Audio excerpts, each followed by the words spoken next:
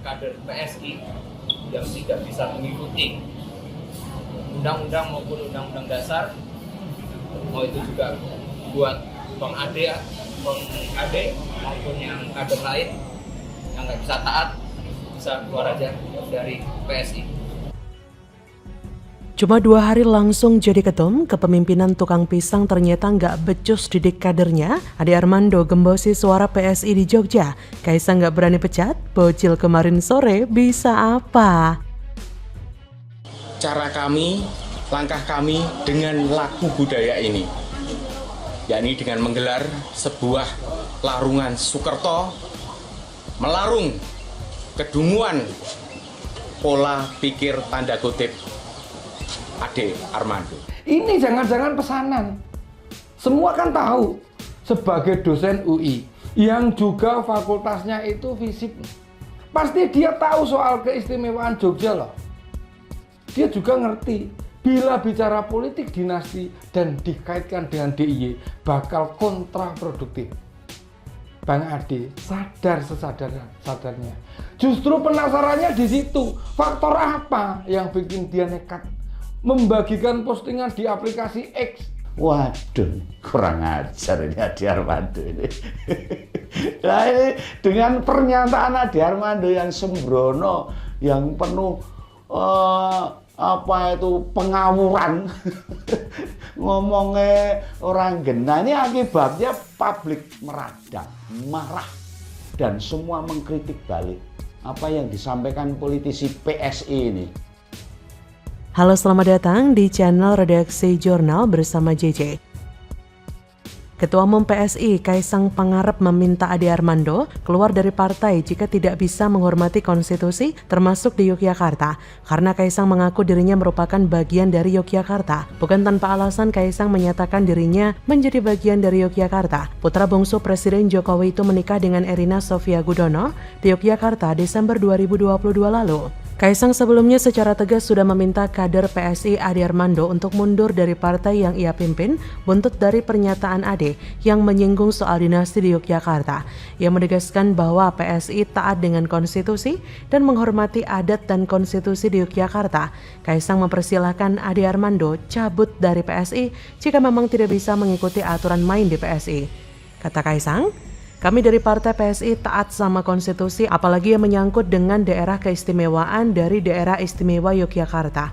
Jadi buat kader PSI yang tidak bisa mengikuti undang-undang ataupun undang-undang dasar, itu juga buat Bang Ade maupun kader yang lain yang nggak bisa taat, bisa keluar saja dari PSI.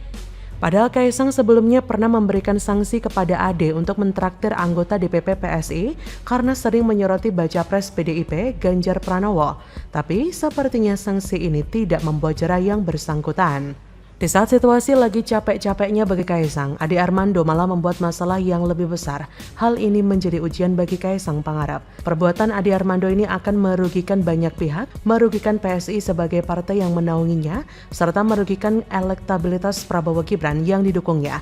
Di masa kampanye politik sekarang, 3 pasang capres dan cawapres berusaha keras untuk merayu masyarakat. Ade Armando malah menyinggung warga Yogyakarta.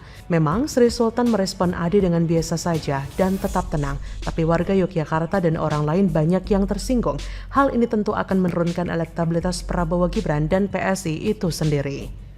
Ade seolah sedang membuat robekan politik yang akan menyibukkan orang-orang di atasnya. Kaisang Pangarep akan sibuk untuk menyulam robekan parah tersebut. Kaisang harus bisa meredakan rasa sakit hati masyarakat Yogyakarta yang sangat tersinggung dengan pernyataan Ade.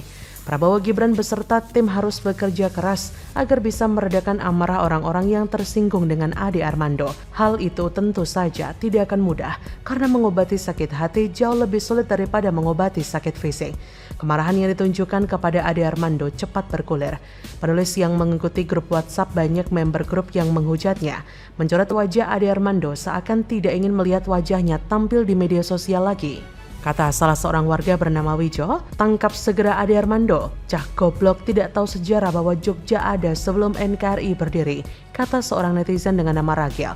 Dan komentar-komentar lain yang bernada sama bahwa Ade tidak paham tentang sejarah Kerajaan Jogja yang bergabung ke Negara Kesatuan Republik Indonesia. Tidak kapok ya, dulu hampir ditelanjangi massa. Apakah pengen ditelanjangi lagi oleh rakyat Jogja? Berpikirlah secara logis. Jangan karena berpihak pada satu partai, sehingga berani mengkritik politik dinasti di Jogja. Gunakan akal sehat ya, Anda itu pendidik yang bertanggung jawab atas suatu kebenaran. PSI mungkin bakal kena dampaknya, yaitu kehilangan suara di DIY. Memang DIY tidak luas, tapi dampaknya bisa melebar ke seluruh Indonesia. Orang akan berpikir, begini amat ya kader PSI. Usaha lolos ke Senayan dihancurkan dalam sekejap oleh AD. Ada Kaisang sebagai ketum PSI pun rasanya tidak akan banyak membantu. Bagaimana menurut Anda?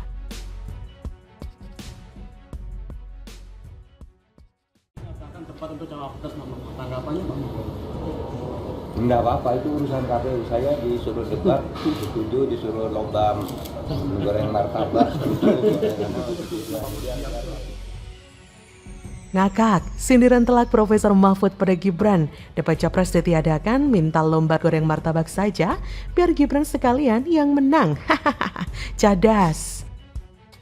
Sebagai rakyat, kan punya hak nanya pada para pengelola negara ini ya toh. Ya kita rakyat kok yang punya negara kok. Dijamin Pak Mahfud juga tidak ada masalah kok. Beda pendapat atau persepsi itu bukan sesuatu yang aneh. Orang aneh itu. Biasa itu, sehingga munculnya isu menghilangkan debat cawapres. Itu berita yang konyol, ora lucu malahan. Bukan lucu itu, aneh itu. Apa saking takutnya Gibran sama Pak Mahfud? Ya semoga ini KPU mendengar suara Pak Mahfud dan semoga segera digelar lomba goreng martabak gitu. Karena kayaknya hanya dengan cara itulah ini persaingan bisa imbang. Imbang loh ya, bukan menang, imbang. Mungkin bisa imbang gitu. Ya kita harapkan memang segera ada lomba goreng martabak atau lomba joget-joget gitu ya. Semoga dengan begitu Indonesia lebih lebih lucu gitu kan. Halo, selamat datang di channel Redaksi Jurnal barengan JJ. Komisi Pemilihan Umum menghapus debat cawapres pada pemilu 2024. Sebagai salah satu cawapres yang akan ikut berkontestasi dalam pemilu 2024, Mahfud MD pun menanggapi kebijakan KPU itu dengan santai. Kata cawapres nomor urut 3 itu saat berkegiatan di Situbondo Minggu 3 Desember, "Ya ndak apa-apa, itu urusan KPU. Kalau saya setuju dan siap-siap saja. Disuruh lomba goreng martabak pun saya juga setuju," kata cawapres nomor urut 3 itu saat tengah berkegiatan di Situbondo Minggu 3 Desember.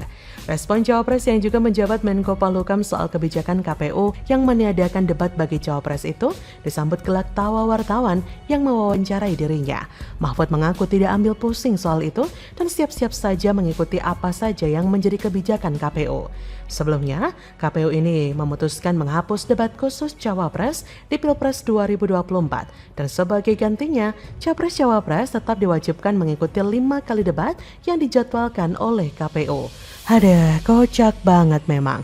Dan meminjam istilah kekinian, luar biasa rempongnya Pilpres 2024 ini. Setelah sebelumnya MK kebobolan akibat ulah seorang paman, drama ala drakor pun tampaknya terus berlanjut dengan berbagai penyesuaian. Ya, kini KPU kabarnya meniadakan debat cawapres di Pilpres 2024. Padahal jelas loh mengenai debat ini sudah tertuang dalam Undang-Undang Pemilu Pasal 277 dan Peraturan KPU Nomor 15 Tahun 2023. Persisnya ini seperti akal-akalan, walaupun memang debat tetap diadakan sebanyak 5 kali yang terdiri dari 3 kali debat antar capres dan 2 kali debat antar cawapres. Namun semua itu dihadiri lengkap bersamaan oleh capres-cawapres. Artinya tidak ada putaran debat secara terpisah yang khusus hanya dihadiri capres atau cawapres saja, seperti pada Pilpres 2019. Ya, ketiga pasangan calon ini akan terus lengket hadir bersama. Pembedanya adalah porsi berbicara. Maksudnya ketika debat capres, maka porsi bicara terbanyak ada pada capresnya. Demikian juga ketika cawapres, maka cawapres akan lebih banyak porsi berbicaranya. Tapi ketiga paslon akan terus lengket dengan pasangannya masing-masing di semua sesi debat. Aneh tapi nyata, begitulah Pilpres 2024 kali ini. Padahal mengetahui visi misi serta kualitas capres dan cawapres adalah hak rakyat. Meminjam kiasan? Ya apa iya kita mau memilih kucing dalam karung? Terlebih seorang cawapres sekalipun kewenangannya memangku jabatan tidak sama persis seperti presiden, tapi dirinya harus siap jika presiden berhalangan. Betapa mengerikannya kualitas cawapres yang bahkan untuk menghadiri debat saja harus ditemani. Padahal ini tentang kelayakan calon pemimpin negara dan bukannya sedang di taman kanak-kanak. Ada geli banget pastinya, sebab bukannya visi dan misinya paslon yang transparan, melainkan kok terlihatnya perubahan format KPU kali ini seperti karpet merah yang disiapkan untuk seseorang yang dianggap istimewa. Ups, maaf ya, tapi sudah menjadi rahasia umum kok kalau Gibran nyaris tidak terdengar suaranya selama ini. Sehingga bisa dibayangkan mules dan keringat dinginnya nanti jika harus berhadapan seorang diri dengan Caimin ataupun sekelas Profesor Mahfud MD. Makanya lumayanlah nanti ditemani Prabowo. Siapa tahu saja demi menyelamatkan Gibran, Prabowo unjuk aksi mempertontonkan joget gemoynya. Sebab tidak mungkin juga keduanya tiba-tiba membagikan susu kan? Hus, tolong dicatat ini bukan kampanye loh kata mereka. Terserah mereka lah. Sampai-sampai Profesor Mahfud saking ngakaknya pun ngajak lomba goreng martabak loh. Aduh, ya begitulah komentar kocak Pak Mahfud menanggapi ulah KPU. Meskipun sejujurnya ini ngeri-ngeri sedap ya, melihat sampai sebegitunya segala langkah diambil panitia siluman demi memuluskan langkah Gibran. Padahal konon klaimnya Gibran ini mewakili golongan muda. Lah kok mundur banget jadinya Indonesia nanti jika golongan muda diajarkan untuk lenggang kangkung melewati karpet merah dengan segala privilege-nya. Begitupun katakanlah di debat nanti Gibran didampingi Prabowo, namun meminjam istilah you can run but you can hide. Artinya dirinya kali ini tidak lagi bisa bersembunyi atau berkelit begini dan begono, tak juga bisa diwakili oleh jubirnya. Catatan pentingnya, haruslah diingat bahwa Republik ini tidak kecil. Indonesia membutuhkan pemimpin yang mampu membawa negeri ini keluar dari berbagai kesulitan dan memberikan kepercayaan kepada rakyatnya, sekaligus menempatkan Indonesia di tengah dunia internasional. Maka silakan saja buktikan jika layak, tapi lakukanlah dengan sportif. Sekali lagi, ini bukan soal tidak memberikan kesempatan pada golongan muda, tapi pastikan jangan membeli kucing dalam karung. Ya, marilah kita jujur menilai. Bagaimana menurut Anda?